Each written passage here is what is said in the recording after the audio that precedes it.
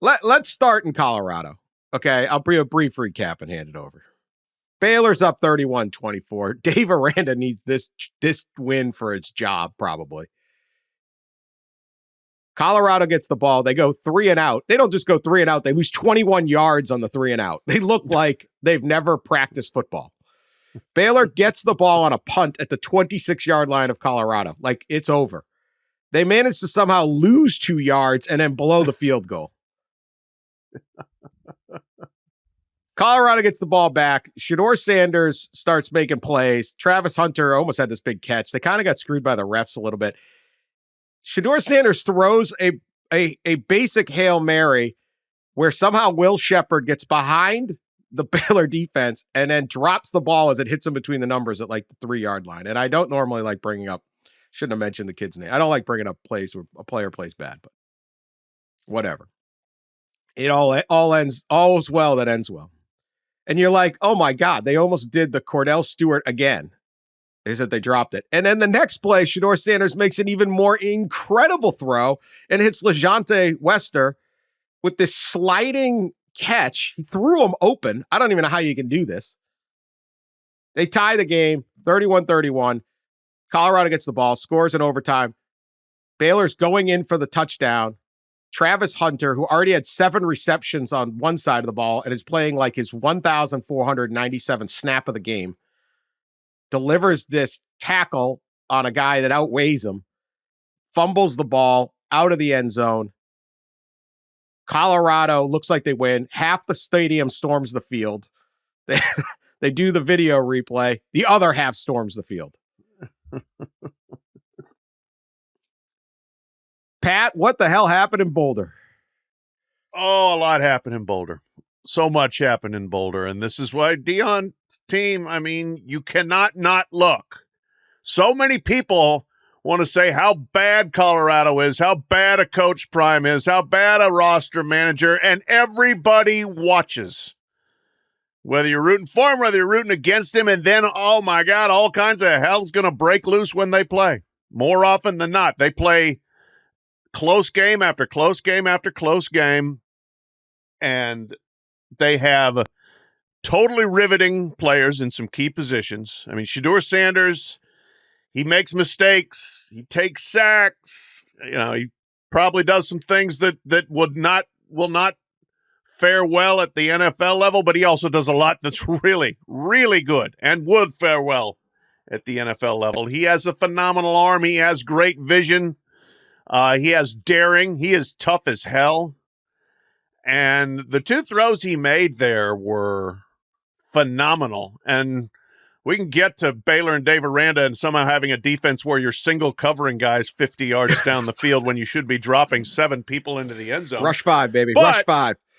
Yeah. Yeah. And, I mean, the second throw, yes, he rolls to his left, the hard way to roll for a right-hander. Sets himself just enough, knows that he's going to get nailed for the 200th time that night as the pass rush closes in, and fires that thing down there. And yes, LeJante Wester gets down to the ground and cradles the thing without letting it hit the ground. And suddenly we got Hail Mary and Boulder. Hail Prime, hail everything, and then hail Hunter at the other end of the field with Travis Hunter, who is, we've said it last week or whenever we did, that he should be the Heisman frontrunner by far without really any argument at this point. But, oh, boy, people like to argue about it. Oh, they do. They really, really do. I had a guy yesterday. Well, Jeremiah Smith's a better receiver than he is. Okay. What are how's his defensive back work? where Travis Hunter's a first-round pick as a DB. And as Dan said, to quote you last week, he's about the business. He hits people. He had to hit cause the fumble, and his other tackle on the night, he looked like Troy Polamalu. He came flying up and obliterated a dude running an under route, turned it into a tackle for loss when the catch was about the line of scrimmage. I mean, he hit him hard and put him down. He tackles, he covers, he catches, and he never leaves the field. Colorado, can't wait to watch him every week. Now they're going to, you know what? They're going to get crushed at Central Florida next week, just like they did against Oregon last year. It's the same setup. Going to be a bad setup there. They're going to lose. I would predict if they don't, I'll be shocked.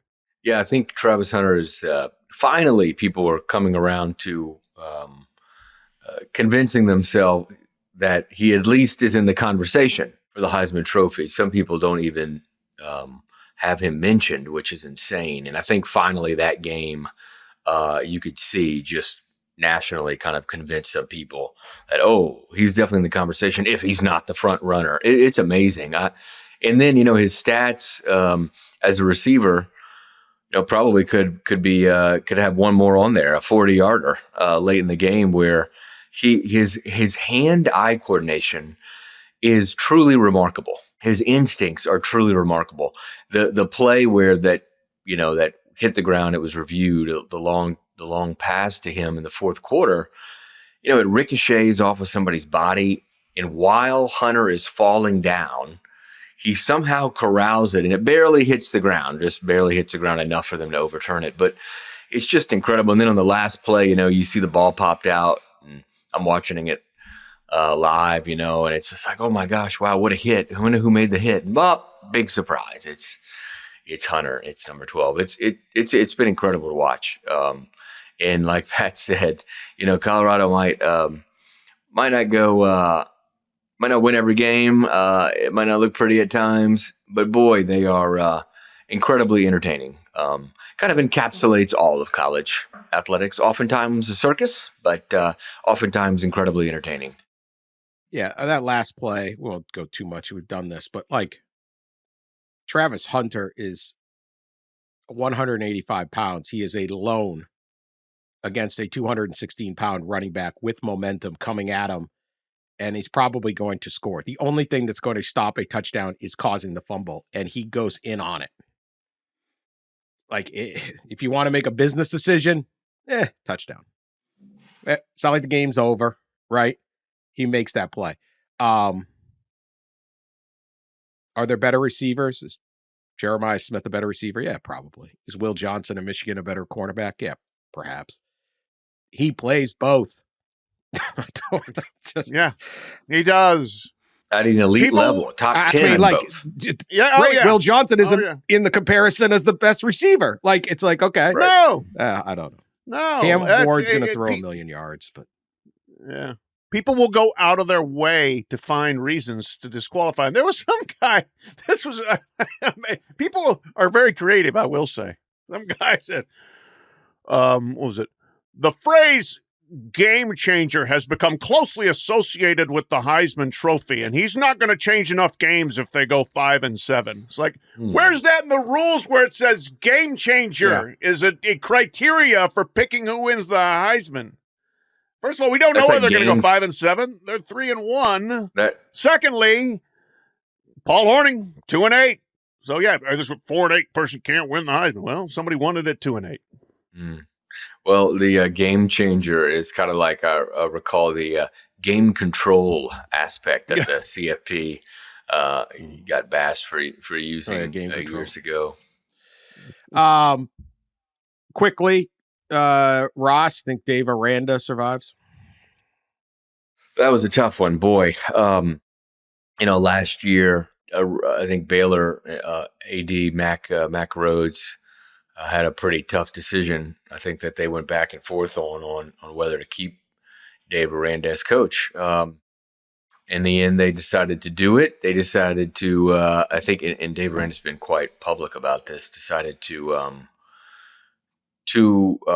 devote more resources NIL-wise for Aranda, and got to have results. And certainly that one was really, really tough for them. In the Big 12, if you look at their schedule, right? I mean, there's winnable games. The Big 12 is shaping up just like we all expected, right? Anybody can win any game. It's crazy. It's fun. So they could turn it around here, but that was a blow, and you could tell on Aranda's face afterward, and during the game. You could tell how important the game was to him because he's a pretty mild-mannered guy. Right. And there was a couple clips of him where he was like screaming his head off. I have never seen him like that, ever. Never. So he knew how big that one was, and that hurts. Yeah, Unfortunately, when one team performs a miracle, it probably means the other team helped.